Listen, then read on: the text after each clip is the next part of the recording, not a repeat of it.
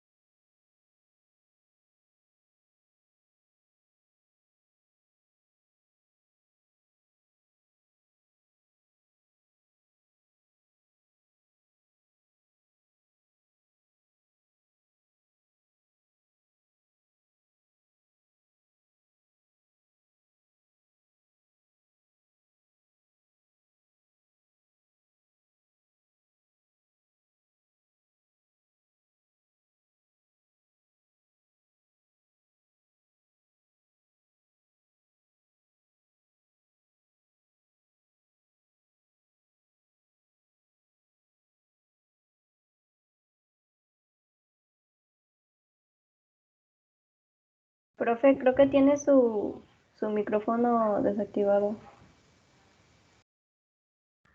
No, pues bien chido dándome la clase yo solo, ¿verdad? Ok, regreso rápido. Entonces, la idea era, pues, que habían visto ejemplos, ¿no? De funciones pares y funciones impares, ¿no? Entonces, y bueno, como hay estructuras que varían, o sea, variedad en las estructuras, ¿no? Que para que no nos quedáramos con este de que pues nada más la parábola o seno o coseno, ¿no? Sino que incluso ya uno puede empezar a construir a través de productos, sumas, multiplicaciones, restas, etcétera, funciones que resultan también heredando esta propiedad, ¿no? Entonces, y que bueno, habíamos llegado finalmente a este ejemplo en el cual pues les pedí así que rápido determinaran si era par o impar y pues unos dijeron que era que era par, otros dijeron que era impar y pues nada que ver, ¿verdad? No es ninguna de las dos. Entonces la primer moraleja era que pues todas las funciones no tienen que tener a fuerzas una paridad, o sea, hay funciones que no son ni par ni impar. Esta función es la función valor absoluto del coseno de t más 1 entre t. Y bueno, y que también la otra moraleja era que el ojo engaña, ¿no? Entonces, precisamente por eso son necesarios los métodos analíticos, ¿no? Entonces, más allá de ver la gráfica, pues de repente nos podemos engañar. Un método analítico, si es llevado de manera rigurosa y con una estructura lógica, no nos va a engañar, ¿no? Nos va a llevar a la conclusión y podemos confiar en lo que nos diga el método analítico. Entonces, ¿qué sería determinar analíticamente la paridad de una función? Digo, una opción sería graficarla y verla, ¿no? Y ver si esta simetría o antisimetría. Pero de repente si es muy compleja, obviamente esta no sería compleja, fácilmente, la gráfica se ve fácilmente, pero la tomo como un ejemplo para ver cómo se hace analíticamente esto. Ya lo habíamos hecho, de hecho, para la función x cuadrada y x cúbica, de donde surgieron las definiciones de par e impar, ¿no? De la propiedad que cumplían. Entonces, para hacerlo analíticamente tenemos que basarnos precisamente en esta propiedad que describimos.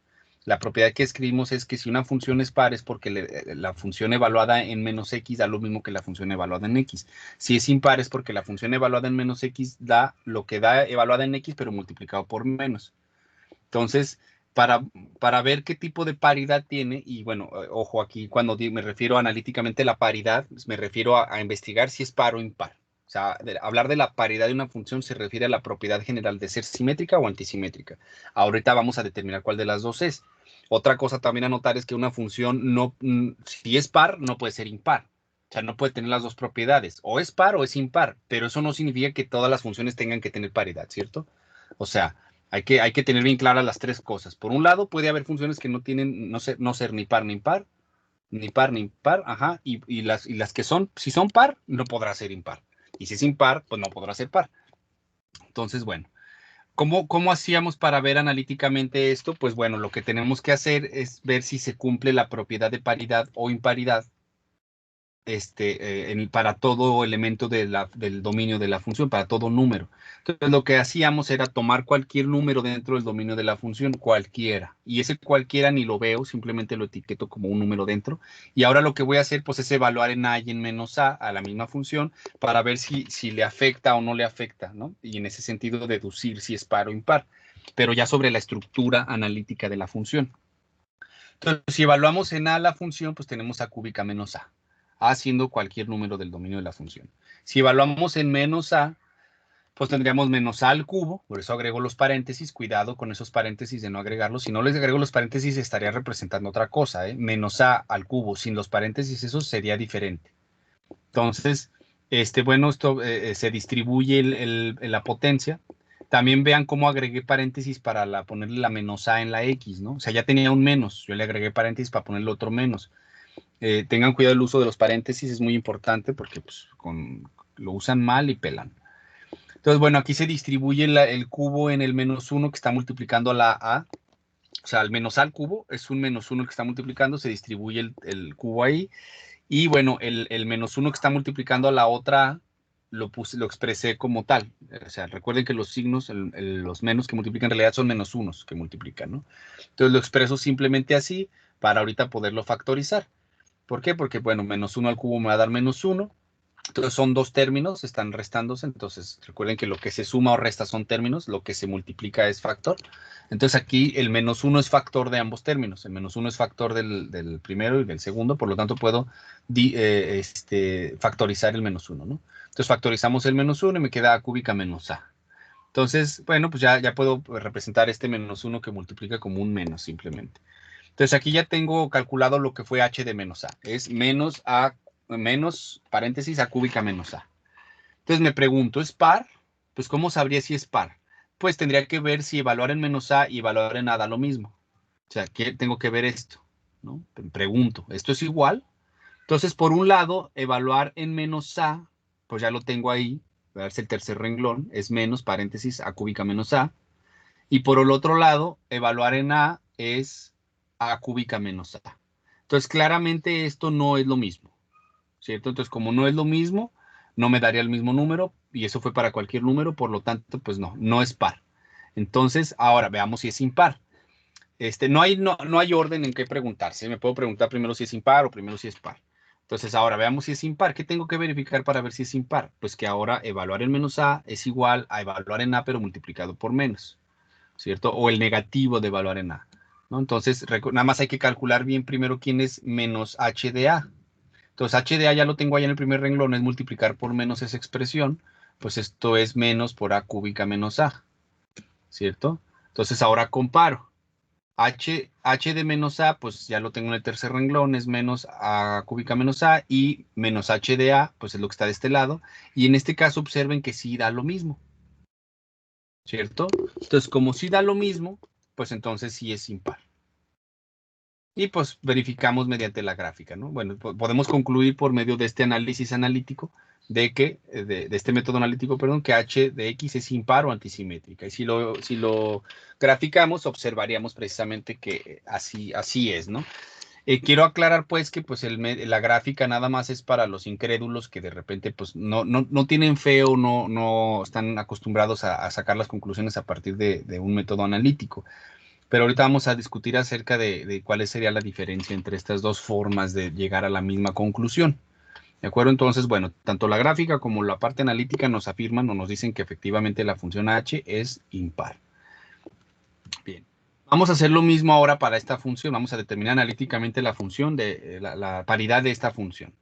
Entonces, pues es lo mismo, ¿no? Vamos a tener que evaluar en un número y en su negativo ese número representando cualquiera del dominio, precisamente para después afirmar que lo hicimos para todos o se demostró para todos. Entonces, pues evaluamos la función en A y en menos A y comparamos. Entonces, pues G de A sería igual a cúbica por el seno de A, ¿verdad? Y G de menos A sería igual a menos A al cubo por el seno de menos A.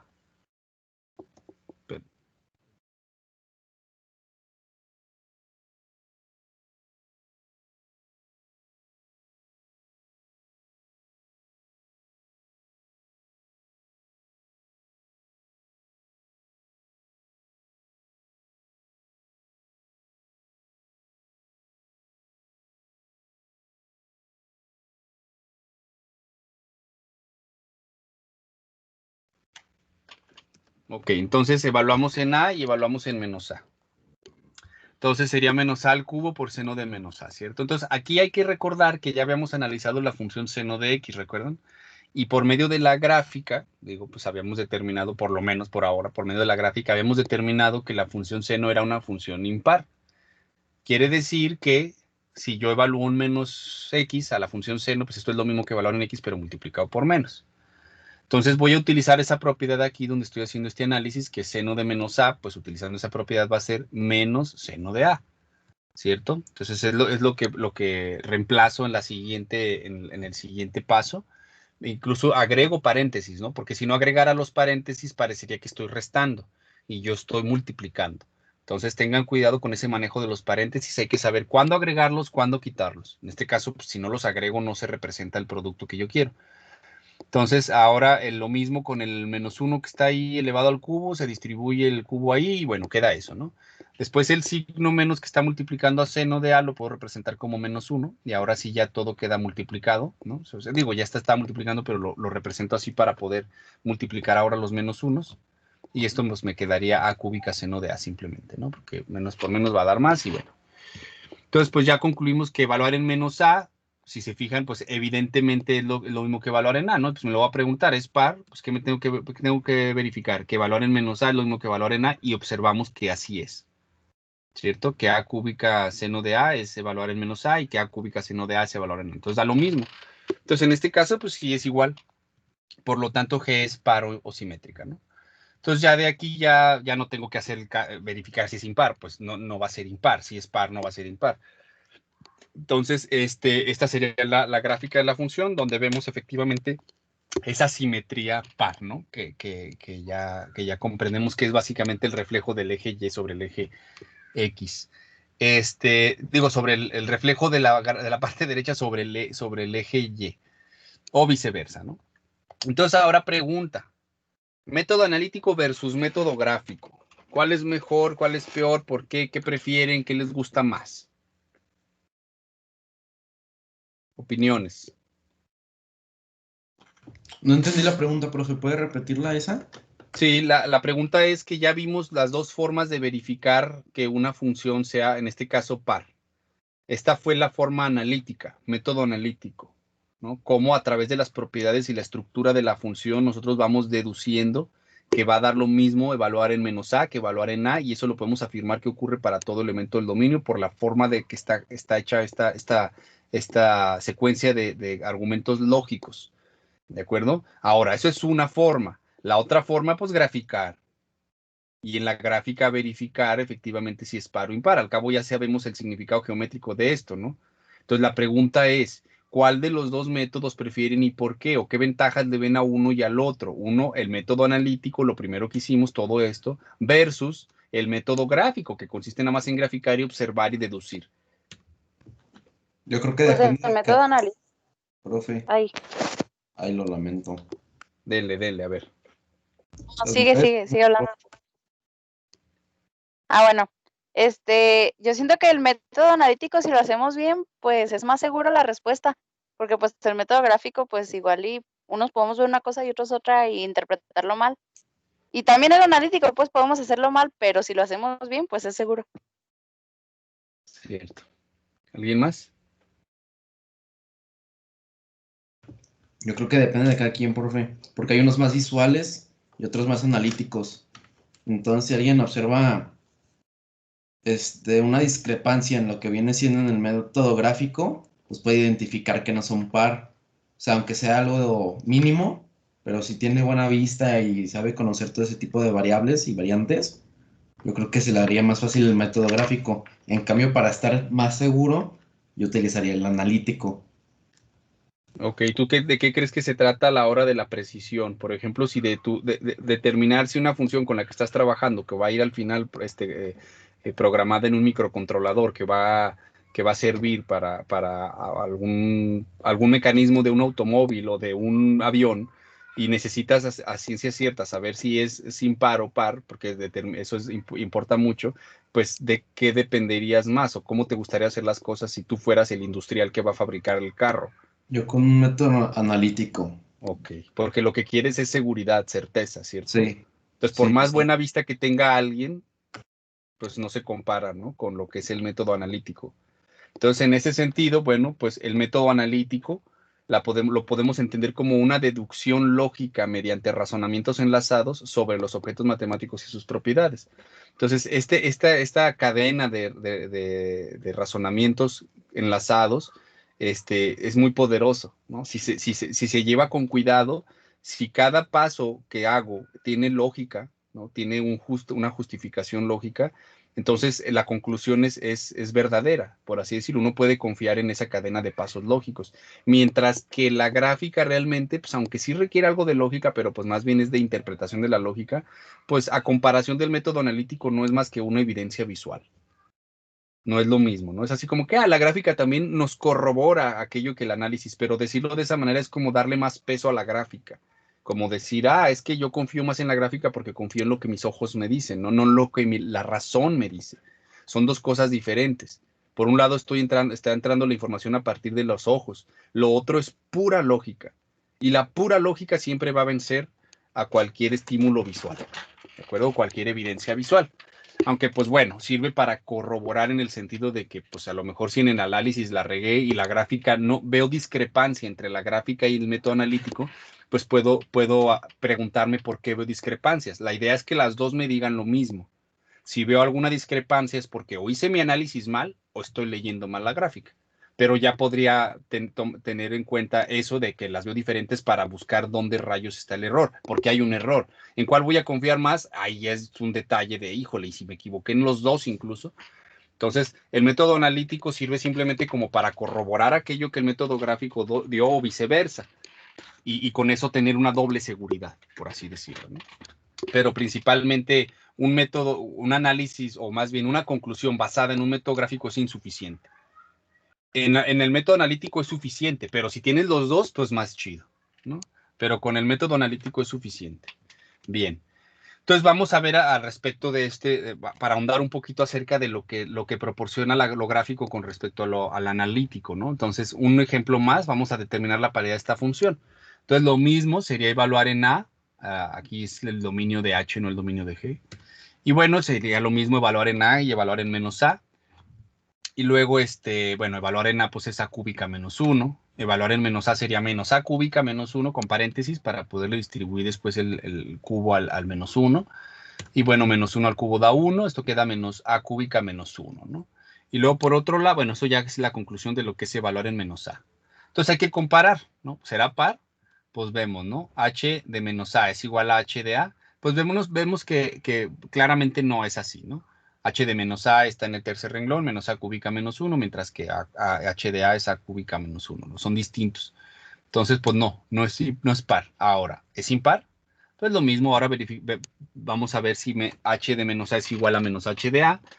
Menos H de A, pues lo calculamos previamente, simplemente es multiplicar por menos la expresión de H de A, que es A cúbica menos 1 por menos 1, pues es como multiplicar fuera por un signo, y luego distribuimos ese signo y pues me queda menos A cúbica más 1, ¿no? Cambia el signo del menos 1 por más 1. Y bueno, ahora comparamos esos dos, ¿no? H de menos A, pues está en el tercer renglón, menos A cúbica menos 1, igual a, preguntamos si es igual a menos H de A, que es menos A cúbica más 1, y pues no tampoco son lo mismo, por lo tanto tampoco es impar. Entonces, pues H no es ni par ni impar, no tiene paridad, no tiene ningún tipo de simetría ni antisimetría. ¿De acuerdo? Entonces, si la graficamos, pues observamos que esta es la función. Ahora, aquí, para quien no tiene bien refinado el concepto geométrico de lo que es la simetría, pues podría parecerle impar, ¿no? De hecho, parece impar, ¿no? Sí parece impar, ¿o no? Entonces, si parece impar, ¿a quién le hacemos caso? ¿Al analítico o a la gráfica? ¿Y por qué parece impar? Analítico, prof. ¿Y por qué parece impar?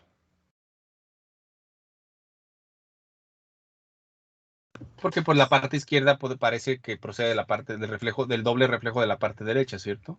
Sí, pero al parecer desde cuando va hacia positivo se abre mucho más, al parecer. Ok, entonces fíjense, vamos a ver cómo aquí demostraríamos primero que es impar. ¿Cómo? pues se supone que para que sea impar, tendría que cumplir que para todo valor del dominio, evaluar en menos ese valor da lo mismo que evaluar en el valor, pero multiplicado por menos. Entonces voy a hacer un ejemplo aquí, y para darle la torre a la propiedad, basta con exhibir un número que no lo cumpla. Entonces, se fijan, aquí yo ya puse estos dos puntitos, el corte con la intersección con el eje X, y acá abajo el otro punto, el -1. ¿Por qué? Porque si fuese impar, yo tendría que verificar, por ejemplo, para A, si agarro A igual a 1, ¿no? Yo tendría que demostrar que evaluar en -1 da lo mismo que evaluar, agarré A igual a 1, acuérdense que hay que evaluar en menos A, que evaluar en 1 y multiplicarlo por menos. Tendría que dar lo mismo. Entonces, por un lado, h de -1, acá está abajo el punto, da -2. Entonces, este valor de aquí vale -2. Este valor de aquí, h de 1, vale 0, ¿cierto? O sea que menos 0, pues va a ser 0, de todas formas. Entonces, estaría diciendo que -2 es igual a 0. Y pues esto es falso, ¿no? Por lo tanto, no cumple la propiedad de imparidad para este valor. ¿Están de acuerdo? Entonces, ya con eso es suficiente para decir que no cumple la propiedad. Ahora, ¿por qué entonces nos podríamos engañar, no? Vamos a construir esta función con los reflejos para ver por qué no es cierto que no es para a partir de la construcción geométrica, ¿no? Entonces, esto es falso, ¿no? Bien. Entonces, aquí tengo la función, la puse aquí al lado, nomás que la corté un poquito, ¿no? O sea, la subí para que se vea más el eje de simetría, pero esta cosa sigue hacia abajo, ¿no? Entonces, vamos a hacer el ejercicio que se hace para ver si una función es impar, que era reflejar primero la parte derecha sobre el eje Y luego lo que resulte lo reflejamos sobre el eje X, y eso nos debe de resultar la parte izquierda de la gráfica. Entonces, si reflejamos la parte derecha sobre el eje Y, obtenemos esa parte, ¿no? Ese reflejo. Ahora voy a reflejar esa curva punteada sobre el eje X. Entonces, para eso, pues voy a quitar la parte derecha para que no se hagan bolas con tanta curva. Y al reflejarlo, observen lo que se tiene. Ese es el reflejo de la parte, de la parte punteada sobre el eje X. Entonces, y lo que nosotros necesitábamos obtener, pues es la parte izquierda de la gráfica, que es esa de allá. Digo que continúa hacia abajo, pero esa de allá, pues nada que ver. Entonces, la confusión está en que sí hay manera de obtener a partir de reflejos la parte izquierda con la parte derecha. Pero aquí, justo aquí, en lugar de reflejar con el eje X, tendríamos que hacer el reflejo con respecto a otro eje de simetría, que sería una recta horizontal desplazada una unidad hacia abajo. Ahí donde está y igual a -1, si ahí trazamos una recta horizontal, si reflejamos con respecto a esa recta, entonces sí obtendríamos la parte izquierda, pero el eje de simetría estaría cambiando. Entonces, esto tiene que ver con lo que nosotros definimos como ejes de simetría, que para nosotros son los espejos en los que vamos a reflejar. En la definición de paridad o imparidad o paridad, los ejes de simetría son los ejes X y Y. Entonces, esta función sí podremos decir que es simétrica si redefinimos el eje de simetría, pero así como tal, con la definición que nosotros construimos, no, porque esa definición asume que los ejes de simetría tienen que ser respectivamente el X y el Y, ¿no? Para la imparidad, pues es doble reflejo. Pero si alguien más dice, no, pues es que yo sí puedo construirlo simétricamente si ahora el eje de simetría, primero uno es el eje Y y el otro es la recta horizontal en Y igual a -1. Ahí sí se puede, pero no encajaría dentro de la definición que nosotros construimos. ¿De acuerdo? Esa es la razón por la cual no encaja en la definición y no cumple esta propiedad. Pero pues por eso lo explico también para que entiendan por qué nuestro cerebro de repente puede decir, no, pero es que sí parece simétrica. Bueno, es que depende del eje de simetría que estés manejando. ¿De acuerdo? Bien. Entonces, pues no. En ese sentido, pues el ojo engaña, ¿no? Entonces, precisamente lo que hace la diferencia del ojo es que pues la razón tiene ya definiciones muy claras, ¿no? Y las cosas están muy estipuladas, por así decirlo, ¿no? Los ejes de simetría tienen que ser estos dos. Ok. Bueno, entonces imagínense que igual que ustedes de repente se ponen a investigar por la red y de repente ven que la derivada de la posición es la velocidad, y pues ustedes no lo saben por qué, pero pues lo aceptan como tal y así lo usan. Imagínense que de la misma manera yo me topé por ahí con en un blog, ¿verdad? Alguien que decía esto, ¿no? Si construimos una función con el producto de dos funciones que sean impares, obtendremos una función par. Entonces, bueno, primero hay que entender lo que está diciendo, ¿no? Fíjense, construir una función con el producto de dos funciones que sean impares. obtendremos una función par. O sea, esto está afirmando algo que pues a mí no me consta. Lo creo o no lo decido creerlo o no decido creerlo. Ahora, nosotros si tenemos la posibilidad de convencernos, pues qué más chido, ¿no? Eso es la demostración, de hecho. Una demostración no es más que la secuencia de pasos lógicos que nos llevan al convencimiento de que de lo que se está afirmando es verdad. De la misma manera que cuando dicen la velocidad es la derivada de la posición con respecto del tiempo. Eso nada más está diciendo el hecho. Para yo convencerme de eso, tendría que ir a través del concepto de derivada y entender el significado de derivada en contexto del problema de la posición y entonces decir, por eso, ¿no? Hay una razón por la cual eso se afirma. De la misma manera, esta afirmación pues debería de venir con su secuencia lógica para decir por qué es así. Y eso es lo que vamos a hacer nosotros, ¿no? Entonces, si se fijan, esta afirmación se está refiriendo pues al universo de las funciones impares. O sea, imagínense que tienen el universo de las funciones impares en un costal, que son una infinidad. El universo de las funciones pares es otra infinidad. El universo de las funciones que no tienen paridad también es otra infinidad, ¿cierto? Entonces, si ustedes, si ahora agarramos el costal de las impares, lo que me está diciendo aquí es que no importa qué dos funciones impares tú agarres, las que sean, si tú las multiplicas, el producto, la función resultante de su producto te va a dar una función par. No importa cuáles sean, no importa. ¿Y cómo podemos llegar a estar seguros de que si son una infinidad eso va a ocurrir? De la misma manera que estamos mostrando analíticamente la paridad para las funciones, tomando a un representante del número dentro del dominio y evaluándolo en A y menos A y viendo que cumple y al final decir que se hizo para todos porque se agarró cualquiera. De la misma manera aquí, voy a agarrar cualesquiera dos funciones que sean impares. O sea, si voy a meter la mano al costal de las impares, voy a sacar una, ni la voy a ver porque no me importa cómo es su estructura. Lo único que me importa es que es impar. Y voy a agarrar dos funciones. A una la voy a llamar, bueno, primero pues será cierto. Entonces, sean dos funciones impares cualesquiera. ¿Qué significa esto de sean dos funciones impares? Eso, que metí la mano al costal de las funciones impares y saqué dos distintas. Incluso pueden ser las mismas, no importa. La cuestión es que no importa su estructura, lo que importa es las propiedades que guarda esta estructura. Entonces, como es impar o ambas son impares, pues puedo establecer lo siguiente. Como son impares, podemos afirmar que evaluar en menos x es lo mismo que evaluar en x, pero multiplicando por menos, ¿no? Eso lo cumple por ser impar. Y no me importa qué tipo de función sea, solamente que tenga esa propiedad. De la misma manera lo cumple g, por ser impar. Entonces, estas dos propiedades, esto ya lo cumplen las dos funciones por ser impares. Ahora, vamos a construir la función producto, ¿no? Entonces, el producto lo llamé h, y pues es f por g.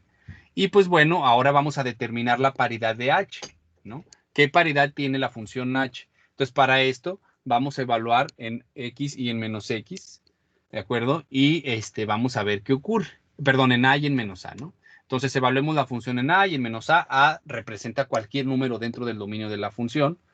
Entonces, pues evaluamos la función h en a, pues sería, como h está hecha con el producto de f y g, pues sería evaluar en fa y en ga y multiplicar los valores que dé.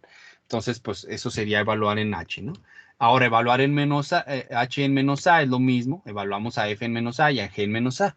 Ahora, como f y g son impares, entonces cumplen con esta propiedad que estaba enunciada allá arriba, ¿cierto? Entonces, evaluar en menos a f es lo mismo que evaluar en a multiplicando por menos, y lo mismo para g. Entonces, eso permite que yo pueda reemplazar el valor de f de menos a por el valor de menos f por a, ¿no? Perdón, por menos f de a. Y lo mismo para g. Observen cómo agregué paréntesis a g para que no representara una resta. Si no pongo esos paréntesis, parecería una resta, ¿no? Entonces, yo quiero producto. Entonces, lo mismo, en este caso, los signos los factorizo, bueno, más bien expreso los signos como menos unos para poderlos multiplicar y que así ya me quede la f de a por la g de a, ¿no?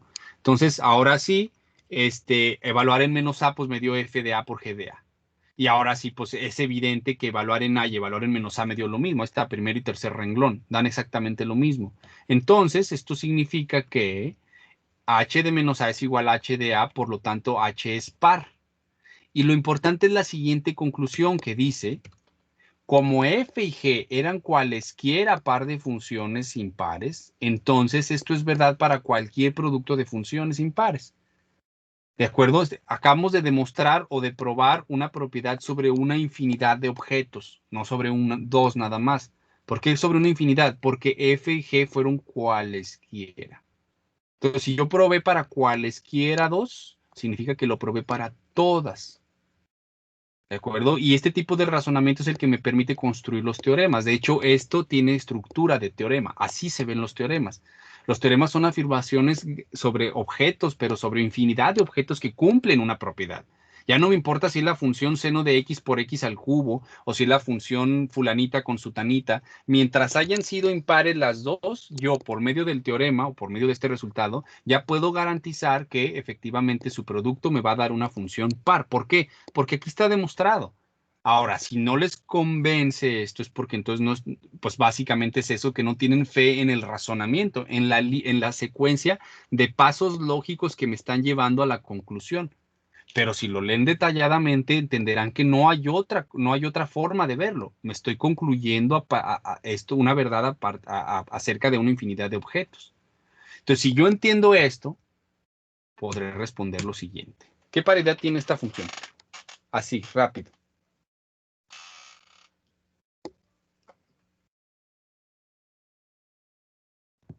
Par, ¿no? ¿Por qué? Porque es x a la octava. Ok, porque es x a la octava y x a la octava vimos que las funciones que tienen potencia par resultan en ser simétricas, ¿verdad? Ser par. ¿Alguien más que pueda responder de manera más sencilla todavía?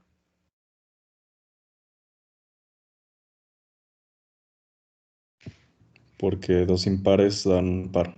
Correcto. Por el teorema anterior, independientemente de las potencias de lo que sean esto, x al cubo es una función impar. X a la quinta esa es una función impar. No tengo que sumar los exponentes, simplemente tengo que utilizar el teorema anterior que dice que producto de funciones impares me da en una función par. Entonces, si yo entiendo el teorema y estoy convencido de que el teorema me está diciendo la verdad, pues lo uso para concluir. De hecho, la manera menos rigurosa sería pues hacer el análisis, ¿no? O sea, el evaluar en A y evaluar en menos A y ver que da lo mismo, por ahí saldría un signo menos de cada una, se multiplicarían y daría lo mismo que G de A, ¿no? G de A y G de menos A darían lo mismo. Pero ese sería el camino largo. El camino corto sería el primero, el segundo mejor camino corto sería el que mencionaste primero. Pues vemos que esas dos cosas podemos sumarle los exponentes que da x a la 8. X a la 8 habíamos visto que es una función potencia, donde el exponente o la potencia es entero par, y eso significa que también va a ser simétrica o par, ¿no? Dentro de la definición. Recuerden que hay dos significados. Número par, función par. Son cosas distintas, aunque para las funciones potencias coinciden. Pero la más sencilla es por medio del teorema. El teorema afirma que dos funciones impares da par. Las dos claramente son impares, da par. ¿De acuerdo? Vientos. Entonces, pues aquí concluimos. Ahora les toca a ustedes explorar esta parte. Entonces les voy a pasar aquí de una vez por el chat, que de todas formas estamos en la línea ya. Les voy a pasar aquí por el chat. Tomás lo voy a subir al rato al Canvas, pero de una vez descárguenlo. Sería complemento de la tarea. Cuando me entreguen la tarea de cálculo de dominios, me lo entregan junto con esta tarea, que es de paridad, ¿no? Entonces ahí se van a entretener un ratillo. Entonces vayan echando un ojo y esta no les puse la comprobación porque de alguna manera pues todo lo pueden comprobar con la gráfica, ¿no? Son funciones sencillas de ver en la gráfica su paridad o imparidad, o en caso de no tener ninguna. Ay, ¿por qué no aceptó? Tarea de paridad. Como que no la quiere cargar, ya está muy trabada. Bueno, si no ahorita se las subo aquí se las mando por el WhatsApp y se las subo al Canvas, ¿de acuerdo? Son pues algunos ejercicios aquí, unos 10 ejercicios, ¿no? Incluidos 2 demostraciones, ¿no? De este tipo como la que acabo de hacer, precisamente para que aprendan a ustedes a hacer este tipo de cosas. Recuerden que una demostración es distinto a un ejercicio, tiene otra lógica, pues es una serie de razonamientos. Entonces, pues ahí van a experimentar lo que es eso. Entonces, bueno, si no hay nada más, pues sería todo. Y nos vemos, ¿cuándo nos veríamos? El viernes, ¿cierto? Y quien quiera ahorita quedarse a asesorías, pues ahorita vamos a estar de 1 a 2 para cualquier cosa. ¿De acuerdo? Muy bien, gracias a ustedes. Nos Gracias, vemos. profe. Gracias, Bye. profe. Gracias, profe, nos Gracias vemos. a ustedes. Bye. Gracias. Gracias. De nada, bye, bye.